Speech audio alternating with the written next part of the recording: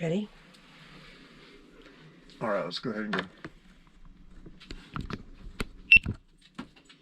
Okay.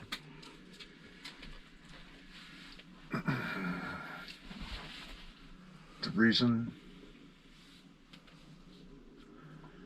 that this face is shrouded is because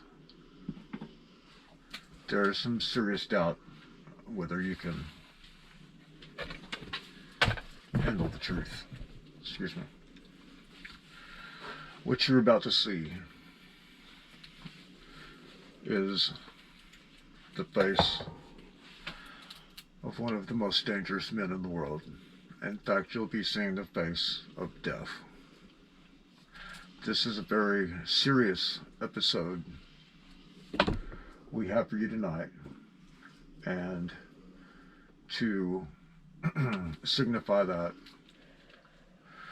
we are going through this little ritual right now. You are in a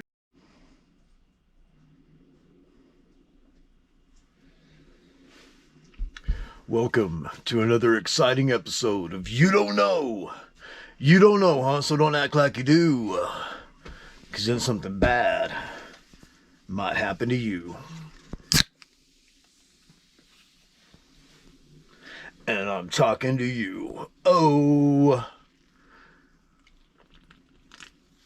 We have a very serious subject tonight.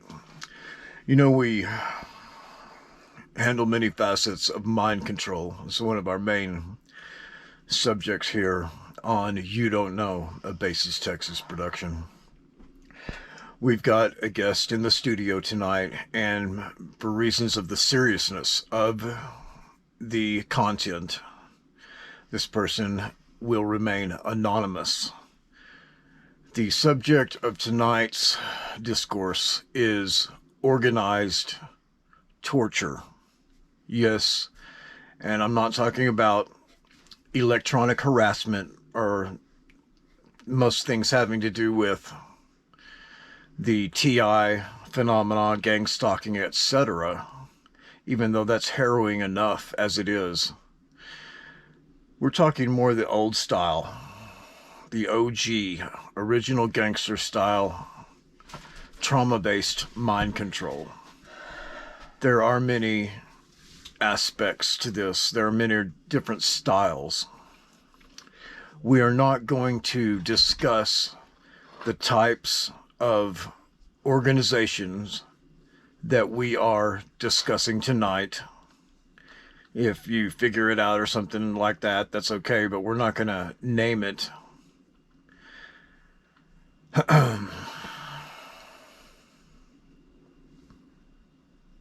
This is a very serious subject.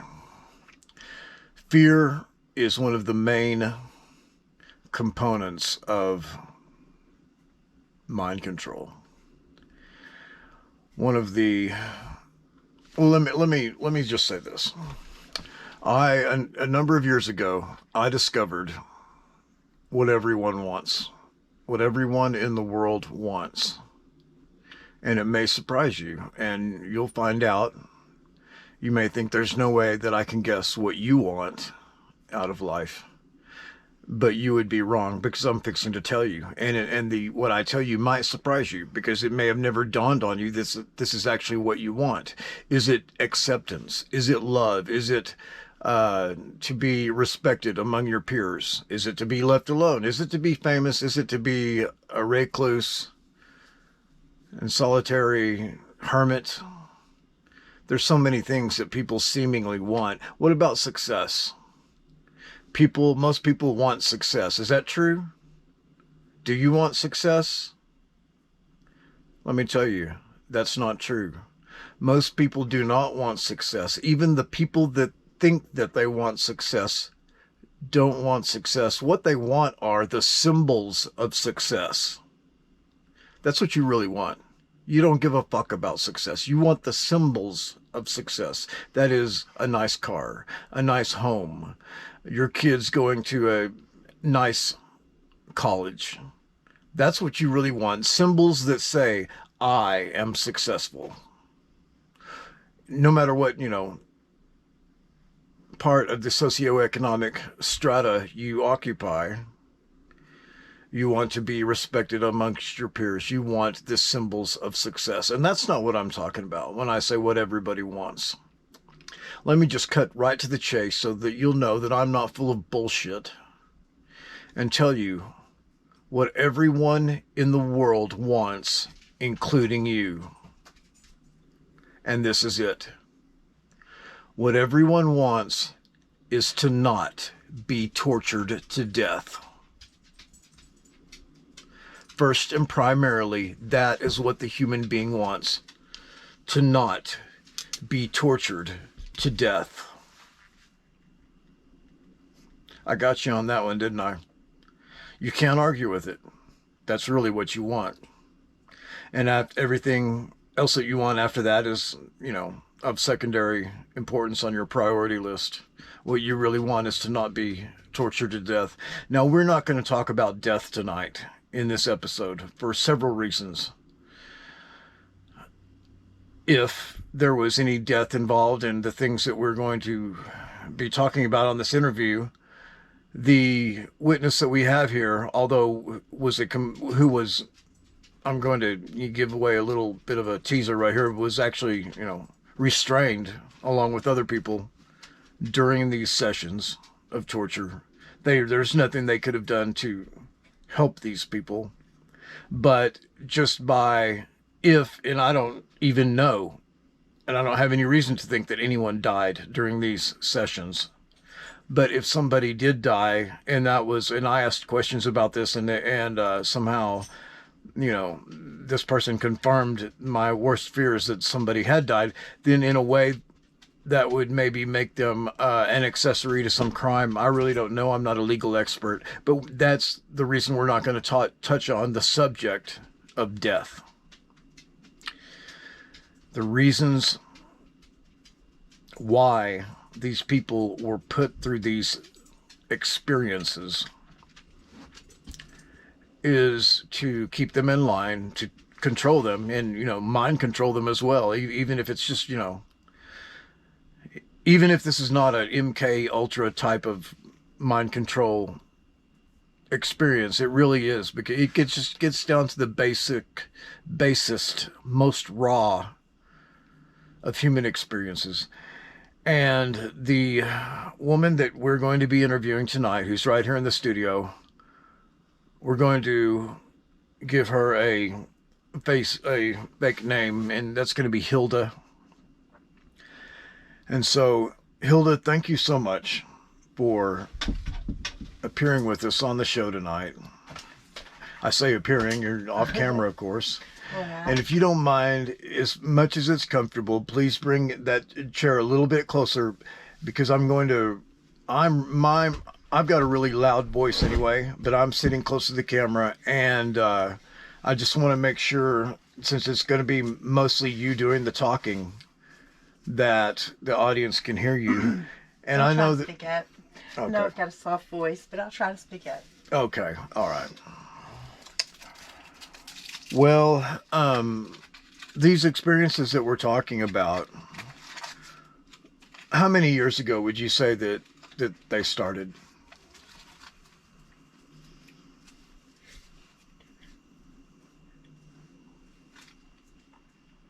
About 15 years ago. 16. 15 years ago. Okay. And heaven forbid, as far as to your knowledge, they're not still ongoing, are they? I don't see why they would have stopped. I don't see why they would have stopped. Oh, you mean, no. I meant ongoing as far as your involvement. Oh, yes. I'm completely out of that. You're completely out of that. Completely. Okay. How many years have you been completely out of that? To where none of the taint has touched me? About 8 months. Yeah. About how long? About 8 months. Oh, about 8 months. Oh my God. I thought this was like you'd maybe been out of it for years. Once you owe somebody a favor, those favors never get paid. Some of them, anyway. They make sure those favors never get paid, don't they? Or paid in full. I can say that they're not that bad about that. It's what concerns me though is the debt that I have is probably for life. I haven't heard from them in 8 months, so that's a good thing. But the older guard is dying, and they're the only ones that had any honor. They're the only one that had any what? Honor. They are? Among thieves. Okay. And when you say they, we're speaking of men, is that correct? Yes, sir. So this organization that we're not going to say what type it was or anything like this, you might even say it's a misogynistic organization. Definitely, okay. Definitely. Men have more power than the women in this organization. Most definitely. Women have no voice. All right. They're shadows.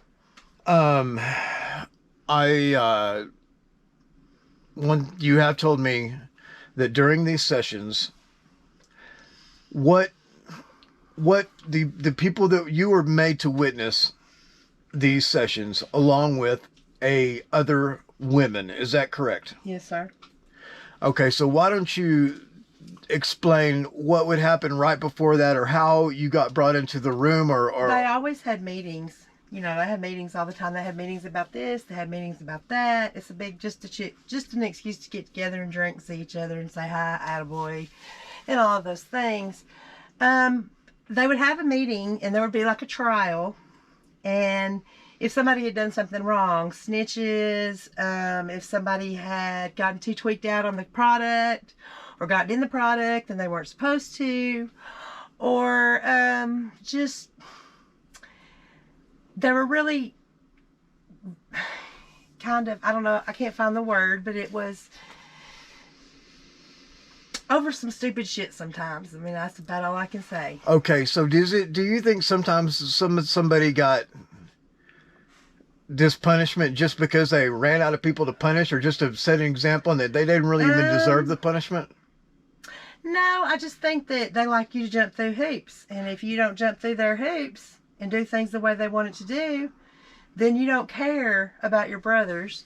And it just, if you are suspected of trying to siphon off a product and get a cut for yourself, if you do anything independently without asking first, that's a big no-no. Everything's got to be approved. It's got to go through this jury of your peers to find out if that's something that you need to do. From quitting your job, from who you marry, all of those things have got to be approved. Wow. And your wife has to go through pretty much like a college, what do they call that whenever? College course? No, how, hazing. Oh, hazing. Your wife. Yes, oh, so it's almost like a sorority for the wives, huh? Yes. Wow. Yes. Now, what if somebody joined this organization and they already have a wife? Then it would have already been, it would be pre-approved. It would be pre-approved. Okay. That their wives would be property. Fascinating. So this sounds like a pretty hardcore organization. They were. And they're kept in line by loyalty and a sense of camaraderie, but also the fear of being punished. Yes, sir. They, during these trials, after they would decide on the punishment, they would let the person who was about to be punished stew on it for about a week and know what was coming. But they'd watch him. They'd have two people on him, make sure he didn't go nowhere, make sure he didn't leave. But they'd let him sit there and think about it. They were big on psychological terror. Yes, psychological terror. Yeah, that's, and there's a very occult reality to that. In other words, whether the people who are doing this, whether any of them were heavily involved in the occult or not, whoever created these organized practices was very steeped in the occult. I would almost guarantee. Right. Fascinating. Let's get down to the nitty-gritty, and let's talk about, first of all, before we talk about the actual torture of human beings, let's talk about the women and being brought into not, we may go back and talk about the hazing, but what were you sitting on a couch? Were you No, standing? sir. No, sir. They would bring us in when it was punishment day. They would bring us in. Well, they would have dog collars on us, and they would bring us in, and they would line us up against the wall. And we had a handler, and they had hooks on the wall that they put our leashes on. And we were to sit on our knees, get on our knees, and sit on our butts, and put our hands on our knees like this. Now, were the handlers all men? No, the handlers were matriarchs. So they were not chained up, were they? No. So they had been through this many times before. Yes, sir. Yes, sir. Okay, so let me, Our men would bring us in. Okay. And hand us to the handler. The men would bring them in and hand them to the matriarchs. And then now when they brought you in, you already had on a dog collar? Yes, sir. We all had on a dog collar. And if you were low on the totem or you were in any kind of trouble, you had to walk on your hands and knees with a dog collar. Okay, so if you were low on the totem pole or were in any type of trouble, the woman would have to walk on their hands and knees into the meeting on their hands and knees with the dog collar on. Were y'all wearing clothes? Yes, sir. Okay, and they were sometimes, but not all the time. It just depended on a humiliation tactic. There might be one person that had something personal going on with her old man, and she would come in naked. Oh, so that would be another way to shame someone yes, is to have them come in. If you were naked, we knew you were in trouble. Yeah, if you're naked, you're in trouble. Yeah. Fascinating. I am a member of a secret society. I have not been to the lodge in at least 3.5 years. I cannot tell you about the initiation rituals. There's many things I cannot tell you because I could literally lose my life over it. But I have personally been naked in rituals, not to humiliate me, but as more of a you're being born into a new life or something like that. Yeah. I'm just I don't know if there's any parallels, but that just came to mind. But whereas, or at least in the lower rituals of these secret societies, there is a perceived danger. What we're talking about right here, the danger was very real. Very real. And so, let's talk about reasons why someone would be tortured. You kind of already went over that. For betraying your fellow comrades, for stuff like getting in a product. It's supposed to be pushed. That's how they make their money. Maybe they decided they didn't want to be in there anymore. Oh. Or what's the price for? No. Let's not talk about that. Let's just get straight into the meat and potatoes. Let's talk about some of these tortures. Right. There was dismemberments. I mean, if you were caught thieving, they would take a skill saw and cut one of your fingers off. Dismemberment. Okay. Just take a skill saw and cut your finger off. Old Testament, yes, sir. That I'm sure hurts. Yeah, it's not as bad as if you have a tattoo, and it has any colors or anything to do with that organization, and you get shamed, and you're no longer, and they take your colors away from you, and you're no longer in that group, and you have a tattoo, they'll take a grinder and just grind it off of you. They'll take a grinder and grind off your tattoo. Yes, sir. So you have heard people screaming